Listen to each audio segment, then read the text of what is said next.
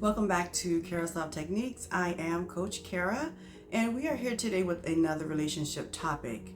So today we'll be talking about trauma bonding.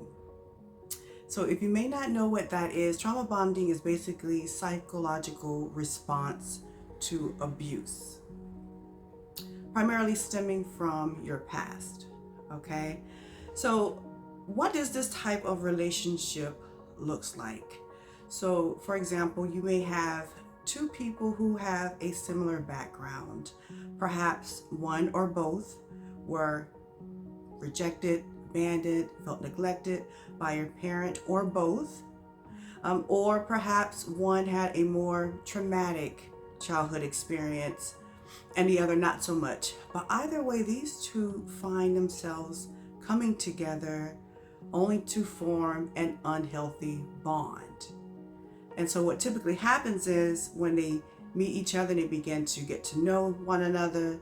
They begin to sense a sense of familiarity. Like, oh wow, we have similar backgrounds. Let's just be together, which is the worst mistake that can be made in a relationship.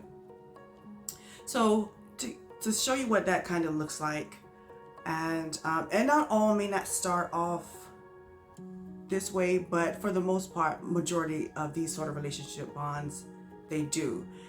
What happens, it begins to become a little bit more serious and things are progressing, and then suddenly it hits either one or both of them to cause them to begin to react negatively. What's that little beast called fear manifests itself, because regardless if they are conscious and aware of their triggers or subconsciously, it manifests. And the reason why that is because they're now reminded of possibly being abandoned and rejected yet again. And what's causing that though? What's the trigger? It could be from someone not returning a message or a call back in a timely manner, or a manner that signifies, hey, I'm consistent and I should care about your time or whatever. But no, you messaged them on Monday, you may not hear back from them on Wednesday. That creates fear, and it creates a barrier. And why are we creating a barrier? Well, to protect ourselves. And we all know when someone creates a barrier in the early stages of dating or a relationship, it only creates confusion and chaos. All right, so now that you're raising your guard because you're thinking that, hey, maybe this person is no longer interested in me. And we know once you begin to learn someone more, you're either going to like them more or less. And so quite naturally, they will think more negatively in this aspect. And well, it just sends off a train reactions of negative behaviors. Now they may confront the person in, a not so rational manner and just set things off. It becomes confusing, and this is the catalyst of what is to come. So what needs to be identified is that childhood trauma trigger or triggers. What is causing those? And when that manifests itself, they begin to react in a negative manner, as I just stated, being inconsistent, being combative. Both persons could be giving off this sort of energy, and before you know it, it's full on negative behavior. It's neglecting each other, abuse in some form or fashion, creating abandonment, and just making the person feel as though, hey, you're going to need me. And that's the attempt from both persons.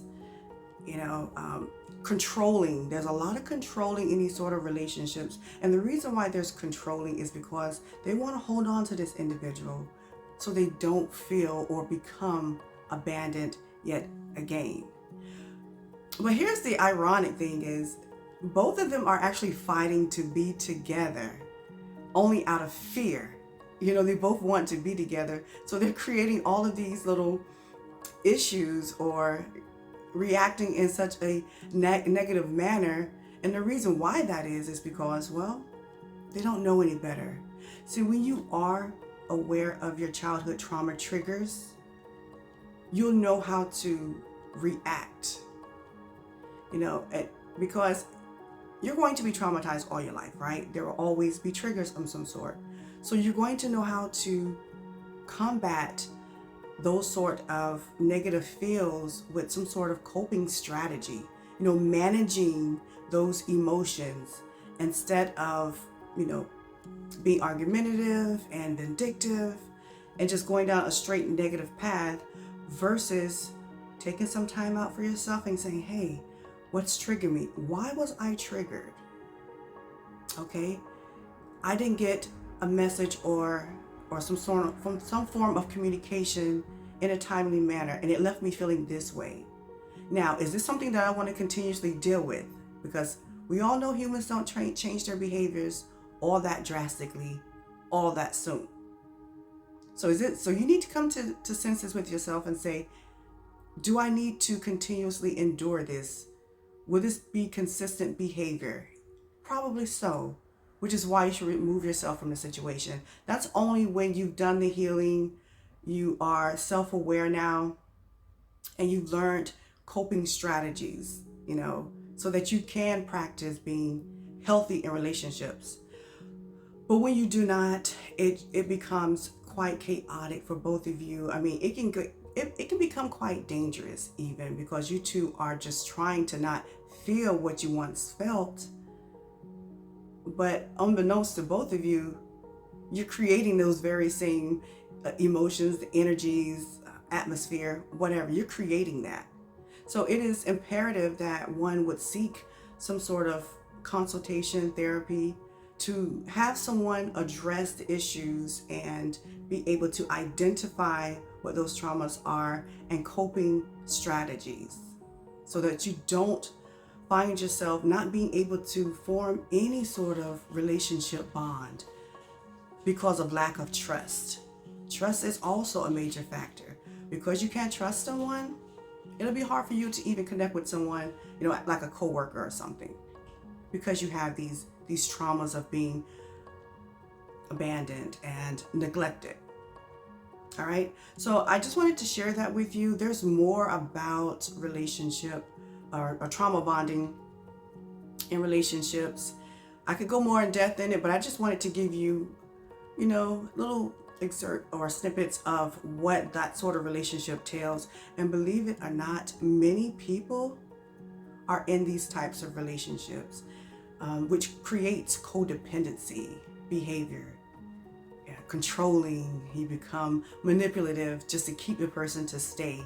And it can be very, very dangerous to one's mental and emotional, or even physical. It'll take a great toll on you if you're not careful in a very, very short period of time, which is why initially it needs to be addressed and dealt with. Hopefully removing yourself from the situation, because what will continuously happen is you will always have recurring relationship patterns. Okay? All right, my loves, hopefully this has been insightful and or informative for you. If you need further consultation, I am always here for you. I am accepting clients right now, currently, only maybe for the next 2 to 3 weeks. So definitely all of my information will be down below. If you need to speak with me, I will make time for you, okay? But I appreciate you always. That is all for now, my love. Until next time.